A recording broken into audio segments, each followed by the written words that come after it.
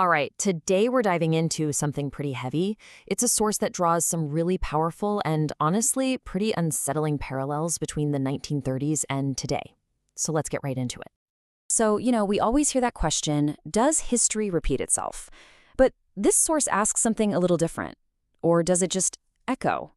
It's a subtle but really important distinction, right? Are we seeing the exact same thing again? Or are we just hearing familiar sounds, familiar patterns, in a totally new context?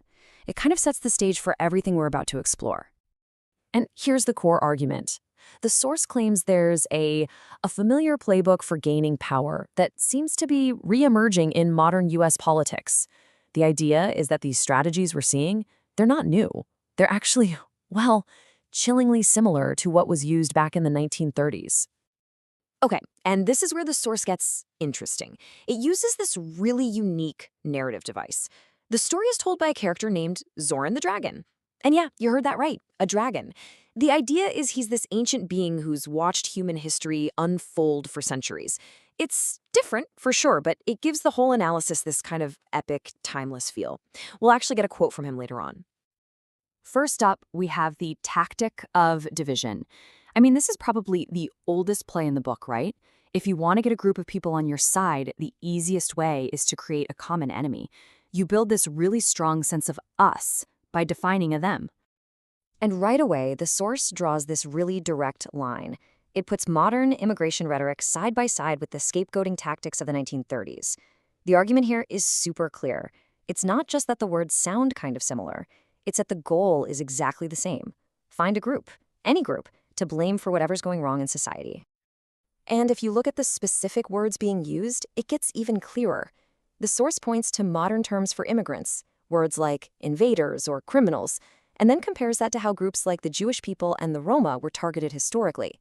The connection it's making is all about the power of language, how you can use words to dehumanize people and turn them into a political weapon. Okay, so that leads us to the second piece of this playbook, controlling the narrative. It makes sense, right? Once you've established this us versus them dynamic, the next logical step is to make sure you're the one telling the story, especially the story about them. And the parallel here is, wow, just as sharp. On one hand, you have modern attacks on the media, and on the other, you have the full-blown state propaganda machines of the 1930s. Again, the source says the goal is identical. If you can get people to stop trusting journalists, to stop trusting independent sources of information, well, then your story is the only one they'll hear. It really zooms in on these specific phrases too. Things like fake news or calling journalists the enemy of the people. The source argues that when you hear that stuff, you shouldn't just dismiss it as a simple insult.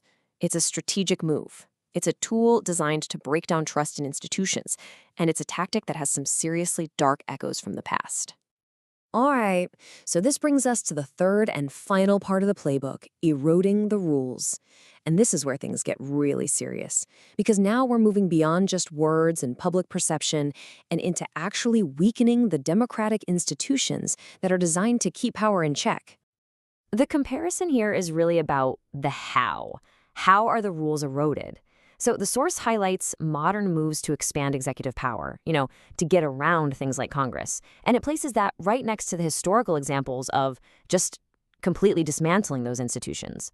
One is like a slow, steady chipping away, and the other is taking a sledgehammer to the whole thing. To make it super concrete, the source gives examples. It points to something like declaring a national emergency to fund a project without congressional approval. And then it draws a direct line from that to, say, the Enabling Act in 1933 Germany, which basically handed all legislative power over to the executive. The point is, whether it's done slowly or all at once, the end goal is the same. Get rid of the rules that limit your power. Okay, so I know that was all pretty heavy. But this is where the source takes a really interesting turn. It brings our narrator, Zoran the Dragon, back into the picture. But this time, he's not just watching from above. He's here to offer a message of, well, a message of hope, actually. And this is maybe the most important part of the whole thing. This analysis isn't meant to just be a scary warning. It's also supposed to be a guide. The argument is that, yeah, history shows us the playbook for how this happens, but it also shows us the playbook for how to fight back. The message is that none of this is inevitable. And here's that quote from Zoran the Dragon. He says, "The shadows of the past loom over the present, but the light of truth and courage can dispel them. Man, that's a powerful line, isn't it? It just reframes this whole thing. It's not just about politics anymore. It's about something much more fundamental, like truth and courage. So what does that look like in practice? How do you turn that courage into action? Well, the source breaks it down into 3 pretty clear steps. First, defend democracy, protect the institutions themselves. Second, speak out against injustice when you see it. And third, hold leaders accountable for their actions. It's presented as this simple but absolutely essential checklist for anyone who cares about this stuff. So, we've walked through the problem, we've seen the parallels, and we've even looked at a potential path forward. But the source doesn't just wrap it up there. It leaves us with one final, and I think really important question. It's a challenge, really, for all of us. The whole point of this was to lay out a pattern, to show us the echoes. So the final question the source leaves us with isn't, is this happening? It assumes we've seen the evidence. The real question, the one that's aimed directly at you and me, is much simpler and much harder. Will we recognize it?